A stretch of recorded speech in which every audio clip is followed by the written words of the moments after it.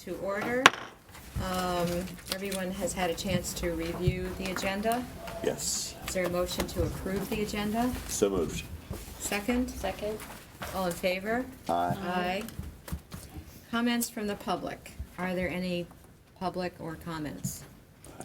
All right, we'll move on. Consent agenda. Is there a motion to approve the consent agenda? So moved. Second? I'll second. The only discussion is, just take a special look at the committee assignments and if there's any Yeah. revisions or, as we move through these, we can always adjust them as the year progresses.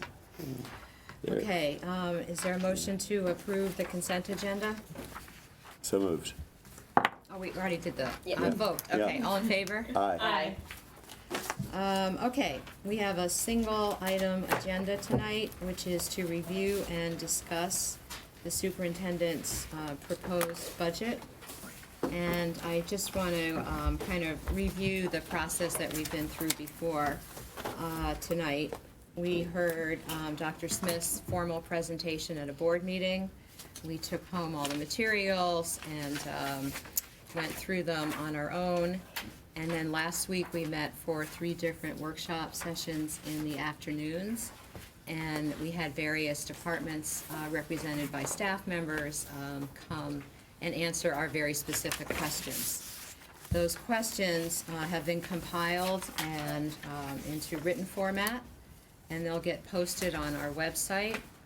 And when we've reviewed the answers perhaps tonight, we will then send them to the Board of Finance just as a FYI, so perhaps if they have questions, these might answer some of them. They can certainly ask more.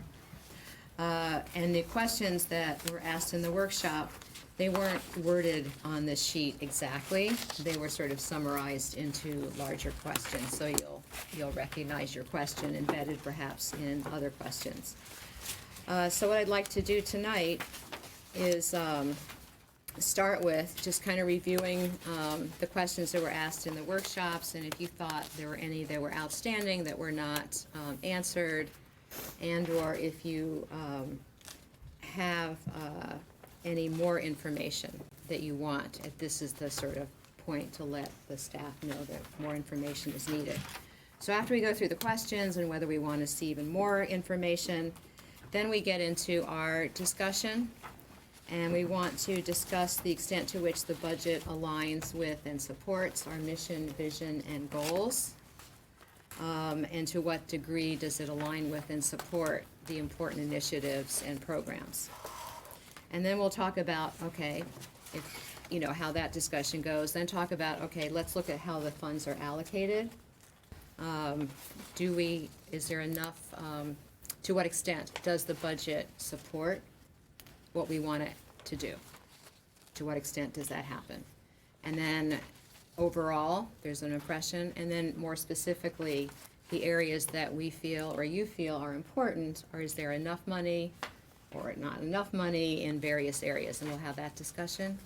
And again, sort of get a sense of scale and, sort of balance, not necessarily specific dollar amounts, because I think that's sort of the job of the team, the administrative team at this point, but a sense of scale as to, yes, the budget's doing what we want, no, it's not, it's too big, it's too small, I want more over here, I'd put less over here, those kinds of suggestions.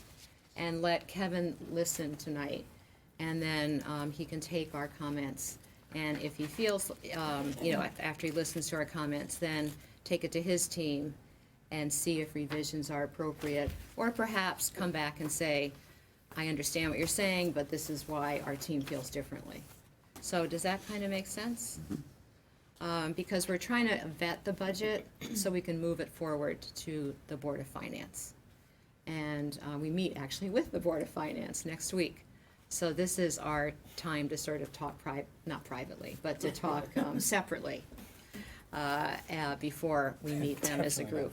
I know, definitely not private. Sorry, all you folks at home.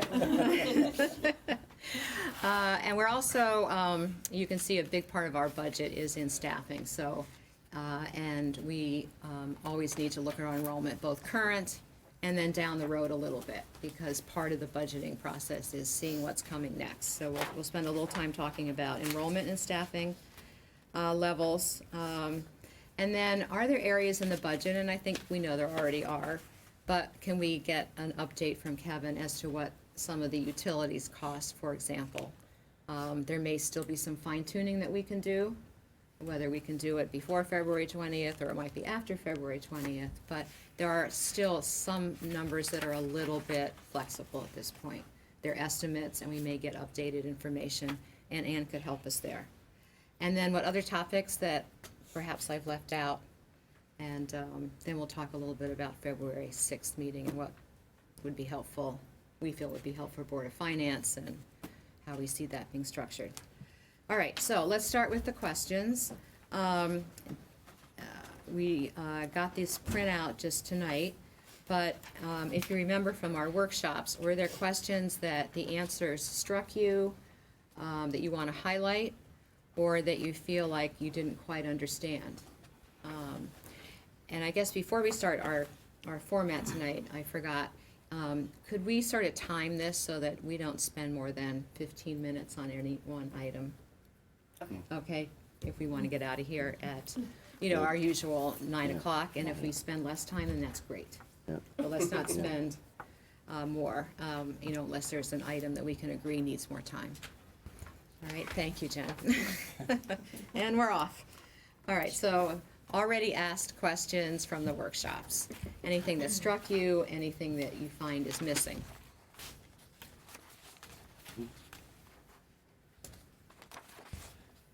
No, I think looking at the workshop questions plus, and now the responses are, we've covered just about, all the bases here are covered. It's Okay. pretty detailed and, Yep. and pretty comprehensive. I'm sure there'll be questions that will come to us from the Board of Finance at our next meeting, the one we have combined meeting. But hopefully this will address up front questions that they may have. The information here is really pretty comprehensive. No. I would just say, I have no problems with the budget. I wonder we have a very aggressive and very optimistic or whatever vision for the system, for what our graduates should look like. And my question to Kevin would be, does this budget as you've presented it move us where we need to be? Are the things that you would like, that you think you need, that are not here from, if you felt the historical pressure from the town of funding, that we are missing? Okay, are the things that we should have here that we don't have, in your opinion? And if so, what are they? Or are you told that this budget as you presented it, and with your team and the organization, moves us forward and moves us to where we need to be? Okay, before Yeah. you answer that, let me just give the table just time to just comment on the questions themselves and Yeah. any missing information before we dive Yeah, into yeah. Glenn's question, which is actually number 3. Yeah. So just wanted to make sure no one had any thoughts about the questions or information that might be missing. I agree with Glenn that it's a pretty comprehensive list of questions. It's very detailed level of answers, and I'm hoping that it's helpful to the public to put it on our website, and I'm hopeful that it's informative to the Board of Finance. But it seems to me that we asked everything literally from cleaning supplies to special ed services to digital learning to professional development. I think all the principals did a really good job of presenting the rationale for their staffing levels. We looked into text and material, so there's a lot in here. So any other comments before we move on to the point Glenn wanted to get to? I think I just kind of had one question. So in some of the budget workshops, some of the principals had talked about how the supply line had been kind of flat or decreasing over the years. and that there are kind of concerns about whether we've hit that inflection point, and then we look at number 6 on the chart. It says that there was an inaccuracy in the original budget line, so now it's corrected, but that it's kind of like flat again. So I just wanted to kind of make sure that we were adequately like supplying the classrooms, and that we felt that we weren't kind of, being penny wise or dollar foolish on that end, or if there's other things that we probably that need to look into. And I just want to make sure that if all the schools feel that they're covered for the year. And that could also be something that we look into with other types of, Right. That might be- outside partnerships, or, for those types of things. But I just want to, I know that it affects, how the kids move about in the classroom. So Right. just to make sure that that is, Well, let's fold Yeah. that point into, when we talk about the allocation Yeah. of funds, and maybe there's a concern that the supplies, yeah. to your point. All right, so I think everybody's itching to talk about number 3, so why don't we just do that? Which talks about the extent to which we think the budget supports our mission, vision, and portrait of the graduate. And then, does it meet our needs? So that's the most general question, and the place we'll start. So Glenn, you were asking Kevin the question about whether it's, Yeah, he feels that that's what it does. is this budget in line with your objectives and our challenge to you of achieving what we've spent a lot of time, the community has spent a lot of time in defining the portrait of the graduate, and moving our system to a position where it is competitive with the other systems in the dirt. We know we trail in some cases other systems, and I want to make sure that we're doing all that's necessary to get us to be the number one, system in the dirt. And that's where we should be. There's no, that's, if we want an objective, I think that, why shouldn't that be it? Does this do it? Is this adequate to get us there? This budget will move us forward. As I said when I presented the budget, I think this is, collectively, on behalf of the administration, this is what we believe to be the right budget to allow us to take steps forward. And as I also said, as part of that process, we make choices recognizing all of the many variables that contribute to decisions around a budget. So, in addition to managing, our own pace of growth, I also feel very strongly that we've committed to really good strategies for improvement, and we need to also give ourselves time to let those strategies work. And in my review of our achievement data, while if you just take math as the example, everybody would agree we're not where we can be or should be, but in terms of the trends that we're seeing, those trends are good. And so I don't know that throwing more money at that problem in a year would really accelerate our growth. And I think, again, what we've set out to, where it's really, we're looking at longer term improvement with incremental change over time. And I do think this budget gets us there. Where, some of the increases are outsized. So we talked a bit during the workshops around just year-over-year spending in digital resources, technology, and the addition of LLC staff members at the elementary schools. I do think those changes absolutely are in line with our vision. They support the work we're doing. They are in direct response to the new standards that we're required to teach. They've created great space in the curriculum for kids to be more creative, as well as provide more time for teachers to collaborate. And then in facilities, we have facilities needs that we must address, and I think we're doing it prudently. And we began a process, really with the renovation of Miller Driscoll, picking up at Cider Mill last year, focusing on Middlebrook over the next couple of years, and then looking at the high school. So in a period of hopefully 3 to 5 years, we'll have really, up-to-date facilities. I think to me that's responsible. It manages kind of the expectations in the broader community about, keeping spending restrained. Yeah, no, there's no question that, year over year, if you look at, and, 1.9% increase, taking into account Genesis, is remarkable. And you've been there year after year after year over the last 4 or 5 years. I mean, our budget increases have been minimal.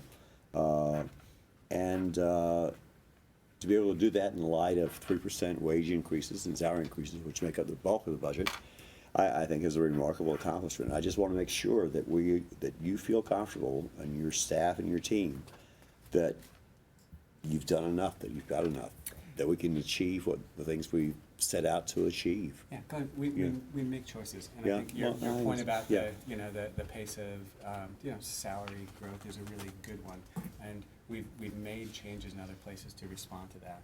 I think looking at some of the budget lines in special services as a result of that, and Genesis and Community Steps. Those are wonderfully good news stories, and I think we're only at the beginning of those stories. So, ultimately what that's going to mean is keeping dollars from flowing out of the community throughout placements, and keeping them in the community, and in fact serving kids, because we'll have more kids staying in the mainstream setting. So, we kind of reset the equilibrium there. I think if you survey the principals today, they would tell you, of course, they could always use a little bit more in supplies.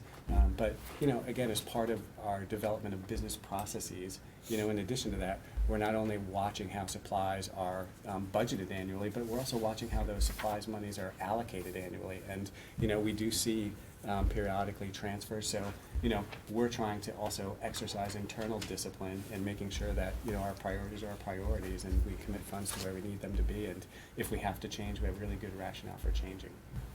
Well, I think clearly the numbers that you presented in this document, particularly as it relates to special services, the alarms should be going off.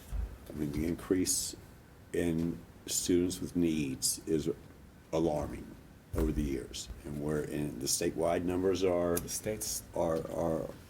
raising a flag to me, as are our numbers. And so to be able to do it, and Andrew, I think you and your team have done a remarkable job. I think you really have. Your presentation, I mean, I can't do anything but support what you've asked for. And Fran, you also, and I mean, the whole Learning Commons concept is new, and it's positive, and it's costly, but it's where we need to be. I think the students are going to really thrive and grow and reach their potential. I don't think there's any question about it. So overall, I don't have a problem at all. My question is it enough? And if you feel it's enough, then I'm more than pleased. I think a 1.9% increase in light of everything is a remarkable accomplishment. And I would assume, the schools, the sites are in step, or would they perhaps You can like ask to have Mrs. more? Coon, she's right You there. always would like to have more, I know. Okay. Okay. But are you comfortable? Yeah. Absolutely. Okay, Yes. Don? Okay. Yes. Yeah. Ruth, Jen, Gretchen, any comments? No. Can I address Ruth's supplies question? Because I think that's an important one. And, as you learned, we did make a revision to the supplies budget. And I think, what I would say is, if you look at the history of the supply lines, they have grown. The question about, are we providing what we need? I think we are, but, Jen had made a comment about the PTA doing some supplementing, and I just need to learn more about that and look at, what those allocations and where they're going. So we need to do a little more homework in that particular area. Yeah. And to me, that just in general, we have been so good and so lean for the last 6 years that at some point you hit inflection points. Mm-hmm. And where those kind of breaking points are, where it becomes harder to come back from it because you've had such kind of lower, ends for the previous year before that. So kind of akin to like a facilities management, if you put things off for too long, all of a sudden, any homeowner knows that the problem becomes bigger than it ever was if you had just addressed it a year or two earlier. So that's kind of just where my overall, head has been when I've been looking at everything. I mean, I feel confident that you and your staff would say, to accomplish this math challenge, we need another teacher. You would tell us we need another teacher. Like, I feel confident in that respect. So I'm just kind of trying to add more of a bigger, just a bigger picture. Right, Yeah. and we want to make sure that the budget we put forward addresses the priorities that we set, Right. that it does, the individual initiatives that are in there align with, our vision that we've adopted for the graduate and all of that. I do agree with Glenn that I think at 1.9% without Genesis and 2.58 with it, that there's a lot of good news in this budget. The fact that it can take on basically a huge phase one of a renovation needed at Middlebrook, I think is great news that this budget at that percentage can include such a hefty project. I also think that it's great that we continue to support our class sizes and that everywhere you look at projected class sizes, they're within the ranges that we talked about, that are our practice, that have stood the test of time, pretty well. So we're managing to that staffing level. And I think around special education, at first I said, what? There's 5 more certified teachers? And then I saw, well, there's an offset of 5 paraprofessionals, and I know it's not dollar for dollar. And the contracted services are greatly reduced, and our out-of-district placement costs are projected to be much less.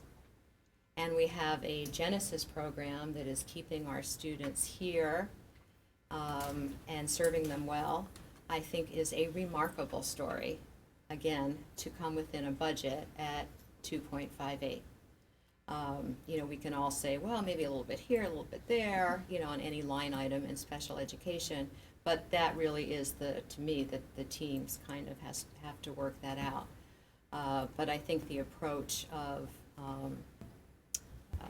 looking at the staffing that's needed and better serving students through certified staff, given the complexity of the needs and the training that's necessary, and trading off, if you will, or turning it into certified specialized training versus the paraprofessionals. As wonderful as paraprofessionals have been as support, I think as we move forward with this level of complexity of needs and serving kids in district, we need the more technical expertise and background. So to me, it seems like a move in the right direction. And then the story behind that of being able to say, and we can offer a program with Genesis, and we can bring down our tuition costs, outplacements.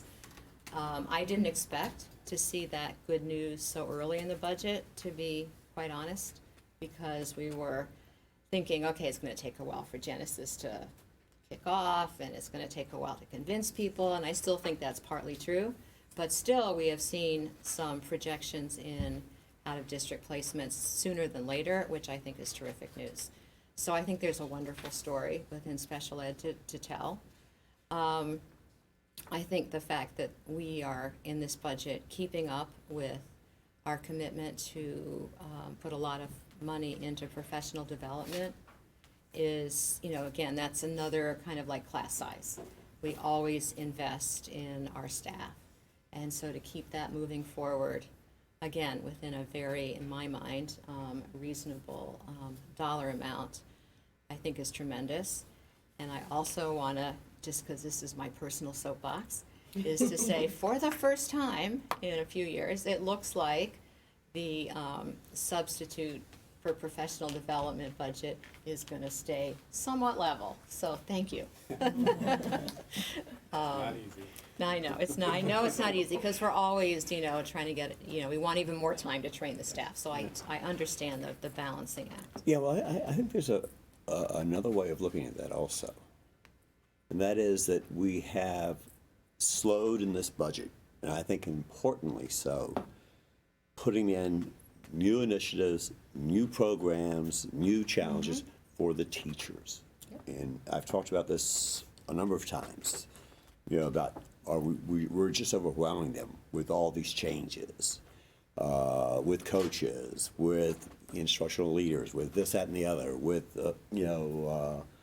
one thing after another. And I think they're feeling the pressure, and this budget really doesn't have any of that. So it's going to give us hopefully some breathing room to kind of keep going with what we have, okay, and continues to develop it without putting in another new initiative on top of it.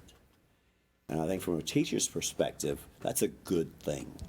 It's going to give them a breather and time to absorb all the initiatives that are over the last few years, and there have been a lot of them that we have thrown at them.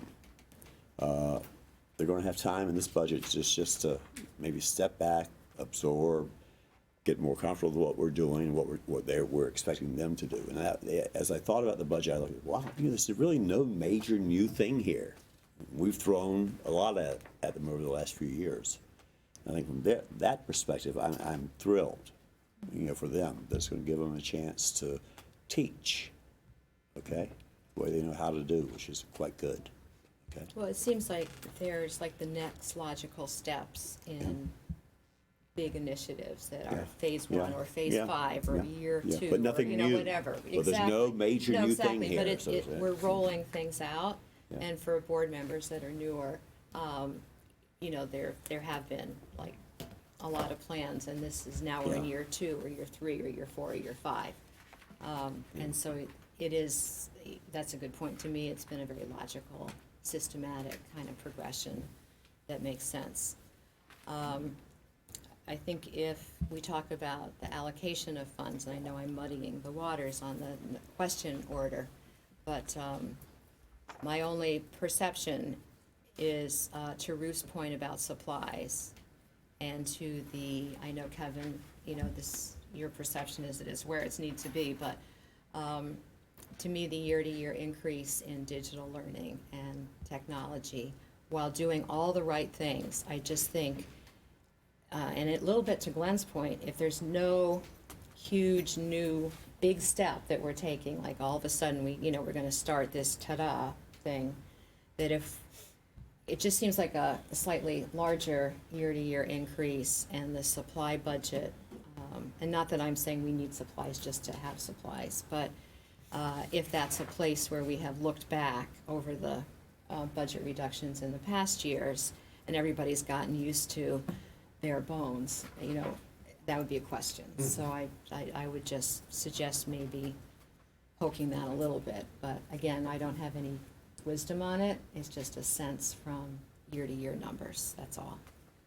And I think, as I said in the workshop, it's not the movement forward in digital learning. It's just that I'm not quite sure why it needs to be such a big increase this year, if it seems like steady as she goes kind of progress or goals. Yeah, I'll send you, I'll forward them to you tonight. Fran shared with me some slides that she'd put together earlier in the week that breaks out that number, so you can see actually what's new versus what was pulled in from other budget lines. Okay. And I think it'll just help tell the story a little bit. Perspective. Yeah, and give you some Okay, then context. I'll- So I looked at those this afternoon. I'll send them to everybody so you can take a look at them, and then perhaps we can revisit them on the 6th. in Sure, public sure. if And again, we're it's talking about. it's kind of just an allocation Sure. question. Yeah, I get it. And then one thing that did come up in the workshop and is the issue of the athletic trainer. Yes, which is the question we answered here. And I saw the answer, and I'm just going, well, the dollar amount isn't that different from hiring an outside person versus just making our half-time person full-time. Might it be better to make the person full-time? And I don't, and if the judgment is it's better to stick with the current arrangement because it works, that's fine. But if it's related to a budget question, I'm not sure that it's worth whatever the small difference Yeah, seems to be. it's a few. Because safety comes first. Yeah, a few grand, and I think it's money well spent to do that. I really do. Yeah, I mean, what we're in effect, I mean, the only difference in the budget you would see is that's a 0.5 FTE that adds to the bottom line. So the dollar amount, But is you know, it- would. Yeah, but we're Is it spending the same, salary we're spending the And dollars. is it the benefits, or is it, We have a 0.5 person, so I'd have to check if that person's already receiving benefits or not. Yeah, we'd have to check. Yeah, so it could be the 30. so it would be a higher number if you Right. tack on all the benefits? Yeah, I think it's clearly more important and better for the students and for the athletes to have a known person as opposed to not knowing who you may have one guy one week and one guy the next and one guy the next. Someone who knows the students and knows the athletes. And if the dollars are the same, I just think we should do it. It changes the 0.5 to a 1. But in dollars, it doesn't change at all because we're paying that. With the benefits, we have to benefits. clarify the benefits Right, question. okay. 30, So, all right. difference Having between a 34 and consultant 60. for half Yeah. the career. Is what- So 60 is a full-time 60 person, is the right? full-time, and if we continue to have the trainer, Yeah. the way it is now, it would be 33.9. Yeah. It's almost 34. But we would pay the difference, with hiring somebody from the outside. I Yeah. thought that that's what this was. We're Yeah. currently Yeah. spending So about currently 30 on spending contract. 34 on contract Right. services, and if we were to increase our half, our 0.5 Right. to a 1, it would cost us 60. Right, so the difference is $24,000. Yes. Without In an benefits. Navy, No, so- no, no, Because no, we it's already not that have a much. 0.5. We already have There's a already a 0.5 in there. 0.5, so it'd be Right. half of that. So- Yeah, so it'd be Right. half of the So it'd 60. only be Half of the 30. 60, yeah. Yes, Yeah. yeah, sorry for So that. about why are we 6,000. even? Yeah, Well, why I do was it- trying to be more it's not even a polite. question. Okay. No, I'm just kidding. Yeah. Every now and then I just, I'm just Yeah. kidding. Yeah, I mean, Okay. we've just, Right. it's one of those areas where as we've attempted to manage total staff. Yeah. And, No, I yeah. mean, you heard the argument from Chris, like, Yeah. there are good reasons, but on the other hand, it's an area that's been managed effectively, it That's hasn't. the Right. thing you just need to make the decision on. You Yeah. guys do it. So that's getting down in the weeds And for for us. the new members, I this did. is For the us. third Yeah. year we've asked this question, Yeah. right? Yeah. With the significant increase in participation rates, and if that's In the fall. in the Right. fall, and if that's something that's gonna continue to trend, then, It sounded like it was Yeah. continuing to trend Yeah. throughout the year this Yeah. year. I think so. I mean, because you have to remember too, the total enrollment's coming down, so, while we may have a greater percentage of the population participating, Yeah. apples to apples, if it's a Yeah. smaller population of It kids. could still be the number, Yeah. same number. Right. Yeah. It might net out to 0. I just wanted to make one comment on the digital learning costs. I guess in the back of my mind, I've sort of kept that as like, that kind of falls into supplies as well, because it's sort of, rather than books and notebooks, you've got your Google Chromebooks, and you've got the programs that you're working on. And, and I know that's not 100% of what that is, but I guess in my mind, that some of that cost I thought was kind of being taken from the supplies and going into what's happening with digital learning. Yeah, I think their classroom supply, I mean, you could categorize them out. I mean, in that digital resources budget, there are e-textbooks and some of the other subscriptions. So that's partially accurate. I think when we think about supplies, it's what do teachers need, on a day-to-day basis. So, we're certainly not trying to rob Peter to pay Paul. That's all. Just wanted to add my Okay. little No, that's good. blurb. That's good. Okay. Anybody else have any, the general, sort of big kind of perspectives and the balance and the allocations? Any more comments on that or questions? I'm fine with it. Okay. All right, so let's move on to, I guess, looking at enrollment and staffing levels. And this is just something we need to kind of imprint in our heads as to the patterns now, and then we're looking out with Ellen Essman's latest projections, at least 5 years, because those students have been born. And then beyond that, Ellen has done that job as well. But,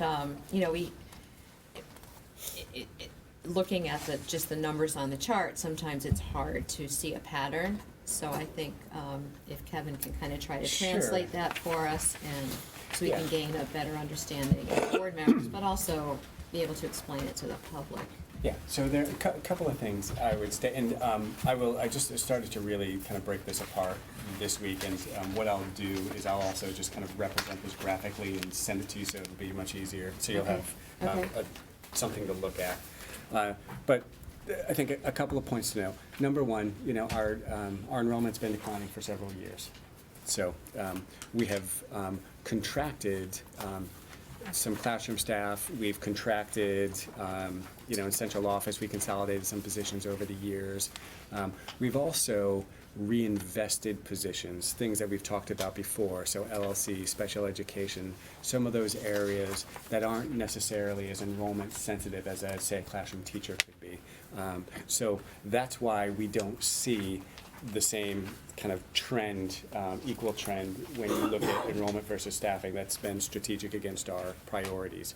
So looking forward, we are, over the next 7 years, we're continuing to project a decline of just under, a hair under 10%. I think it's about 9.7 or so.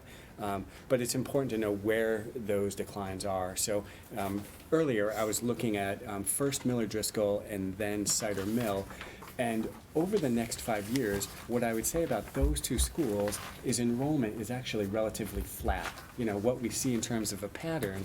So for example, next year at Miller, we're actually projecting a slight increase. And so we're taking that wait and see approach with a staff member, and we'll see if the kindergarten enrollment actually materializes.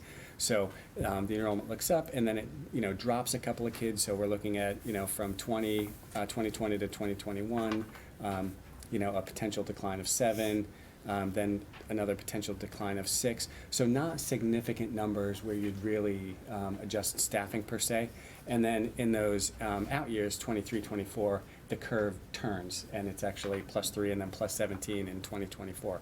So we'll have to see. But the net of it is stable enrollment.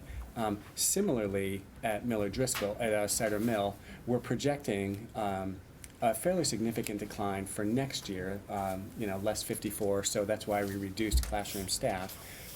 Then if Ellen's projections are accurate, we add a couple in 2021, and then we have another reduction in 2022, but that reduction is completely offset in 2023. So again, it nets out to kind of relatively stable for where we are, and then in those out couple of years, it looks like the enrollment trends up again. Very different story for Middlebrook and the high school. So we're looking at, if you look out over 7 years at Middlebrook, it's actually a net decline of about 100. And so within the next year, few years, a net decline of about 70. So absolutely, as we've already started to discuss in that school, we need to look at staffing models, not only in response to some curriculum concerns we have, but absolutely we should be looking at adjusting staffing relative to enrollment. And then even more substantial at the high school. So we're replacing, some of the larger classes with some of the smaller classes. So if you project out at the high school over 7 years, they're looking at a net reduction of about 235. And so, next year, there's a very, slight increase of 2 kids. But after that, minus 53, then minus 4, then 34, then minus 55. So there too, as we're planning out in those next couple of years, we'll have to look at staffing. And that's a school, because we schedule to the section, we'll be able to adjust, I think, more easily than we right now could at the middle school because of the team model. So when the team that Lauren has formed is up and running, we're going to have to consider a few different models, so we can respond to those enrollment changes. I mean, that's it in a nutshell. I think we need to also look at this in a few ways, and this is work that I've started and I'll continue here with the team. But thinking about classroom staffing is one group, and then looking at other groups of staff that are stepped away from enrollment. So categorically, we look at our special services staff, and so for many of them, we look at service hours. So fewer kids, maybe fewer service hours. Do we set that up against the increasing prevalence rate, and how do we manage that? And then we look at the rest of our staffing, art, music, PE, library learning commons, all of those ancillary support programs. And we try to manage it. And, you know, part of that will be, what can we do in light of staffing? Where do we maintain staffing because of our priorities and values? But I think we can actually come up with some proposals and projections that make sense for the next 3 to 5 years. And we'll absolutely respond to the changing demographics, changing enrollment. Questions, take them? To me, like, class size is easy for everyone to understand. Yeah. You've got 22 in a class, or 25 in a class, or 15 in a class. And we've set our class size guidelines, you know, depending on the grade levels, you know, within reason, none of which are 15. Just for anybody No, listening. none of them are 15. None of them are 15. So, I think, you know, that we have a pretty good track record of reasonable class sizes. They're not small, and they're not overly large, but I think they've served us well. They're workable. And that part is so enrollment sensitive. So if you get 22 fewer kindergartners, then you don't have a One section, so we get that. What's a little harder to understand is in the support services, when you get into service hours and/or caseloads and/or the special services that have to be delivered one-on-one to certain students. All of that is within the special services. And so, you know, we need to make sure that we can understand it and explain it. Right. And then another area is more sort of global, and this is the one where, you know, we may get some questions about, well, you know, if your enrollment's going down, why isn't your staffing going down equally? And I call those the kind of the ratios, you know, like for counselors. At a certain point, it's true, you're gonna need one fewer counselor, but not if it brings the ratio up to over 200, you know, significantly over 200 to 1, which is kind of what I heard the high school say. Right now, we're around 200 to 1 in terms of students. So when we lose 200 students at the high school, it will make sense to perhaps reduce counselors, and it will be gradual maybe. But you can't do it too soon and have your ratio go up. So that's harder, you know, the ratio specific staff just seems more challenging to understand. And it's not gonna be a one-for-one, the way enrollment can you can understand a class section. But when you get into the broader service areas, or a librarian, you know, how many kids before maybe you don't need another librarian? So those are the more difficult questions. And then, as we all know, the middle school is based on a team model.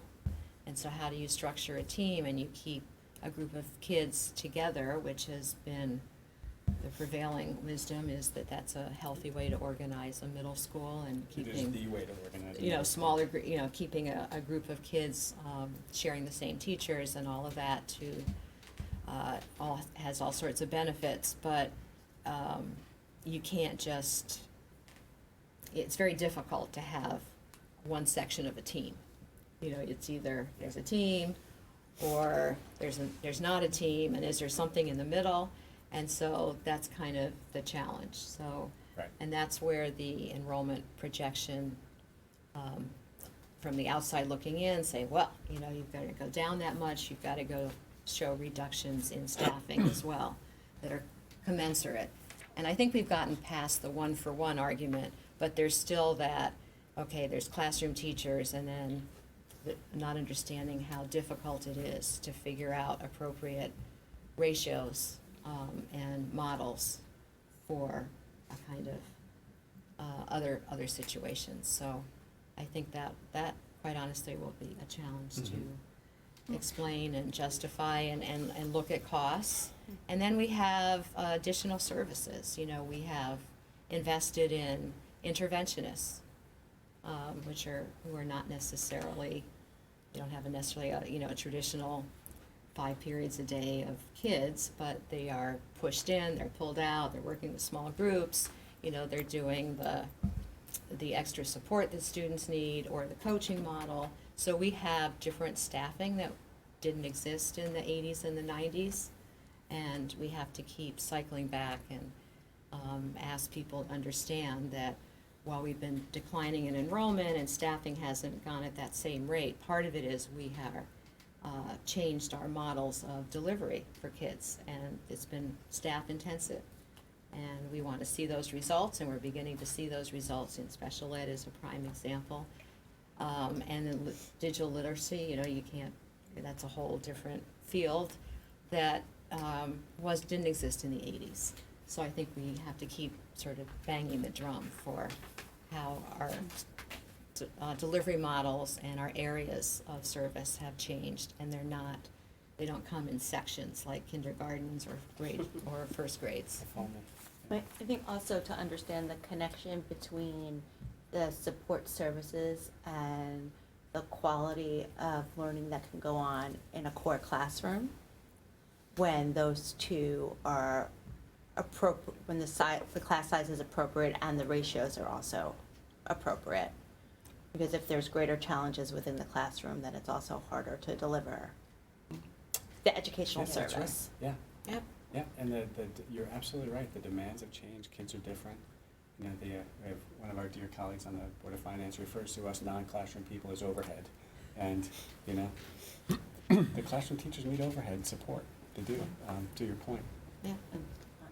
Or not, the term that sort of, I think we have to help define is that non-classroom facing, because it seems to imply somehow less important. That's right. And I just think the educational world and the delivery of services and, you know, to Ruth's point, if you've got a group of students that, good, it's a reasonable size, but there are some needs and there's not enough psychologist time or social worker time or counselor time or access to an assistant principal, then everything can fall apart, you know, or access to parents. So all of that, you know, the whole system kind of gets very wobbly. So. But just to reiterate, you were saying that the high school, like those kind of the larger drop is coming like 2-3 years from.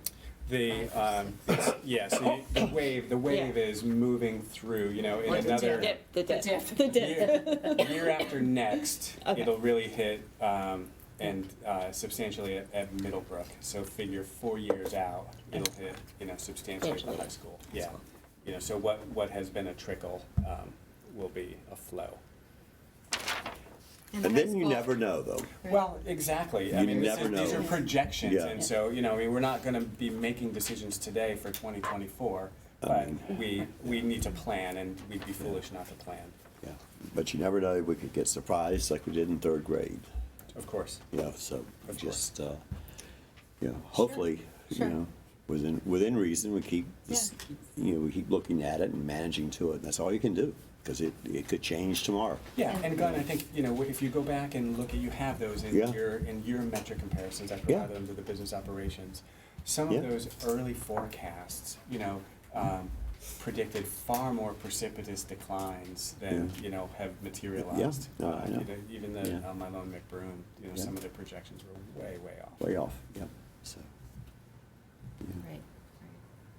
So, but that certainly will be the challenge as we look at future budgets. Of course. And that's why looking at staff ads is always critical, you Mhm. know, just to make sure that we vet everybody in terms of the staffing needs. Okay, I'm gonna sort of cycle back, because I remember somebody in the workshop asked questions about, did we have enough or diverse enough ways of supporting the needs for students having reading challenges? And so that was kind of a general ed and a special services question. And I just want to make sure that we're happy with the staffing levels. And I saw a detailed question in here, or answer, and I just haven't had time to read it.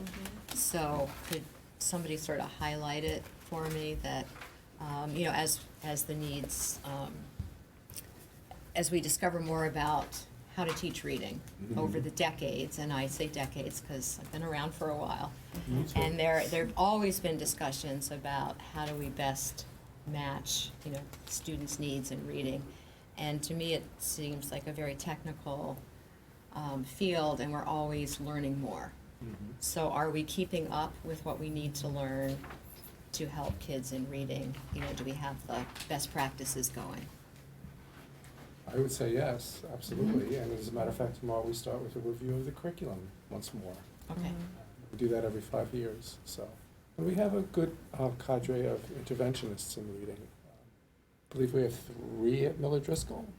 3 reading interventions. 3 reading interventionists, 4 at Cider Mill, and 2 at both the high school and Middleborough. And we are able to provide direct services to all students who fall below benchmark. So we're providing very good services. Okay. Well, I think if I understood correctly from our last meeting, we are implementing some changes also in our. To reading? To reading and phonics, et cetera. That's And- something that we're going to be looking at through the review process, Yeah, yes. okay, which is- At Miller Driscoll, yeah. we are piloting some new phonics Right. units. Right, Part of which the I think we review. will find will be very rewarding to do. I'm sorry? I think we will find that to be very beneficial. Yes, well, the committee will certainly look at the results and make a okay. decision about moving Yeah. forward. Yeah. Yeah, okay. And my question is, do we have enough when I said we have enough in professional development funds, and I'm looking at both special services and general ed, that, if we need to investigate whatever program Yes. is on the horizon, or Yes. you've heard through other districts or conferences, Yes. do we have enough to be able to Absolutely. attack that? And I do think the review will come up with recommendations for the following years. Okay, all right. But again, we have to realize we have money in the budgets for those things, so it Okay. might just be reallocating into something Sure, different. sure, okay. The thing that we always have to invest in, and I'm glad you said it, is the professional learning of our staff. Mm-hmm.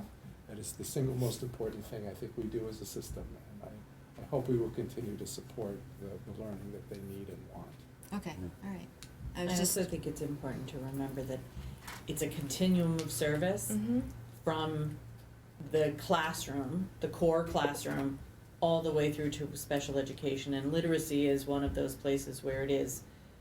We're beginning to smooth out the big chasms between the two, so you'll see work coming into the literacy, the comprehensive literacy approaches that if you look at some of these numbers, the hope is, some of these numbers in the prevalence rate, particularly in the area of learning disabilities and dyslexia. Those are the 2 areas that we wanna keep an eye on as we look at the literacy curriculum, right? Because we wanna make sure that we're identifying kids who truly have neurobiologically based learning disabilities and not students who've missed out on the highest quality core instruction that they could have at particularly K-5, right? So that's the work, and that's the work that we'll be delving into tomorrow as well. Right, and that gets at the more general achievement differences and trying to narrow the gap. And, again, that's a long-term goal. Yep. And I think we already talked about your moving into more certified staff Yep. for some of that. Okay, sorry to be so random with that question, but I No, was it's an important I was question. trying to make sure that all of the topics that were sort of brought up at the workshop, we can kind of tie a knot and, say, okay, we've actually talked about that and been reassured or, probed it a little bit. So I appreciate that. Okay, so, since I've been so jumping all around, have we covered, last one. This is where Anne gets to come in. It's the budget lines that might still have flexibility, the estimates on insurance, utilities, things like that we may get later numbers that could help refine, hopefully in a good way, but maybe not in a good way, like as. Not too many. Well, Okay. because we know the one definitely for the net meter, virtual net metering, which was the 100,000 that Chris had stated. But since our last meeting, when we had a couple of different changes, we had brought up about the high school had additional days that were missing off them. I don't know if you remember that conversation. Yes, There was a I do. couple of, Yeah. there was days missing off that calculation. Oh, okay. So we went back to recalculate those, I forget offhand the actual positions, but the days were missing, so we had to take money from the savings from that, from the utility line and push that line back up. So we had a couple little adjustments of that, so the The electricity. utilities went back up? No, the correct line went back up for the high Okay. school days that were missing. Okay. Yeah, sorry, no, so there's not much, we had Chris look at them again, and I explained to him about the whole, where we had taken some of the money, but he was still good with them. There's not a lot of room in there right now. That wasn't pretty the much answer. No, it wasn't. No. You No, always it come to wasn't. us with good news. I know, well, this isn't, It's not bad. I know. no, well, because we didn't have to go up at least on that one that didn't have the additional days. Okay. So, Okay. that, a lot of those fine tunings were done in this last week or so to make sure that we had everything, every position accounted for, every additional days that were actual additional days on positions. Okay. And insurance, I know sometimes we get later information, but I don't know if it looks like it's gonna change, or we don't know enough to say anything yet. It's ranging, they're still calculating our, and please shut me off, but you know how I can go into the weeds. So, they're still including what's called our, high claims costs in with our allocation rates anthem. So we're working with Brown and Brown on that to, bring that adjustment in. Okay. So I still, with the numbers that are in right now, with my conversation with them, the end of last week, they're still fine with the allocation rates that we have in. They're Okay. still comfortable now with it, but as I said, it's a 12-month look back. So if you had a high claim in a particular month that's within our 12 months, next month that drops off, or so as the months go on. And we do have, unfortunately, a couple of high claimants, so the allocation rate can change again by the time June comes around, when we actually have to put it into employee pays. Okay. So, Well, but we feel comfortable what we have right is good. right now, it's okay? Yeah, yeah. Okay. And then, staff replacement, I know that that's an estimate, Yeah. and, I think one of my questions was, can we get sort of more actuals for the last few years, just to make sure we're really comfortable with the number we put in, and we can't raise it or lower Yeah, I it? mean, we provided the actual did? list Okay. of, last Sorry. night when we met with the Okay. WEA, so we can just share, we circulated that, we can share it with the whole board. Oh, good, good, okay, Mhm. all right. Are there any other numbers that might change as we get more information? Yeah, I think these are fuel pretty is the solid, other but yeah, one. these are- Did Maybe we- we'll- Did he mention diesel fuel or something? He's not comfortable changing that yet? Okay, Yeah, so that contract expires and he's hoping to lock in and save a few pennies, but. Right, but he he was doesn't want to hedging. change this yet. and Just in carding? case. Carding? Carding is still another one they're working on, trying to figure out that there's a slight increase in it, but they don't want to go much more. They're not sure what's going to happen with it. Yeah, The new and our contract. carding costs have changed. We've picked up Big composting, deliveries. Mhm. you know, which has been great because we're, you know, carting the right stuff in the right directions now. We've changed what we're sending, but the contract is expiring, so we're gonna negotiate. And then of course, the recyclable world is on Go its off the head, and those charts. costs have gone Yeah, off the charts, unfortunately. yeah. For such a swing to get revenue to now pay for it. Mhm. Okay, all right, so we're pretty confident about what, Yeah, so what we see. no rabbits to No. pull out, No, or any hats, unfortunately. It's really solid. Yeah. Okay. But there's Yeah, we always had to hope. try, right? There's always hope. It's worth asking. Was not being spent on heat in this room, I can assure you. We're just getting colder Big and colder. savings. You should work here. All right, anything that we haven't talked about related to the budget that you would like to bring up at this point, or make a comment on? All right, as we look towards next week's meeting for the Board of Finance, It's next, That is- next Thursday, right? next Thursday, Okay. uh, Will they That's have been, the new yeah, books go ahead. by then? Will they have the updated, corrected? Yeah, they should have it, actually, they're trying to get their questions together. Yeah. So either, I believe it was tonight or tomorrow. I'm gonna send out the Yes. books tonight. Lucille said she to was gonna them. send it out. Okay. This okay. new one that you got tonight. Yeah, they'll have it too, yeah, Yep. good, okay, great, okay. and they'll get the questions we've asked. They'll get these, and then I believe Jeff asked the Board of Finance members to send us questions by February 3rd, and we'll try to turn those around as quickly as we can. All right. Any other questions about that meeting or comments? We'll just be ready. Is that the main agenda on that meeting? It is. It's a Or do we move into conversation. something else Yeah. after it? No, It's no, all them? it's Okay. a shared conversation, and what we've done in the past, I mean, it's run a couple of different ways, but it's really, it's congenial. They'll have Yep. questions, I think, as I remember the last couple of years, we've spent quite a bit of time talking about, per pupil staffing, enrollment decline. We've tried to, explain some of our investment areas, as we discussed earlier tonight. And so we'll do our best to respond to their specific questions, and then I think it's always important to use that time to do some education as well. Okay. All No, right. it should be a good meeting. I have no doubt. Yeah. And I'm sure they're gonna share information with us too, and Mhm. that we need to put in perspective. Okay, but that's a single item too, there's not a Nope. normal agenda Yeah, after special this. meeting, and it's Special just meeting, a it's it. conversation about the budget. Yeah. Okay, all right, go back to our agenda.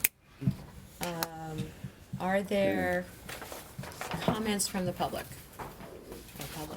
All right, seeing that we finished our agenda, we have no public commentary, we are now adjourned.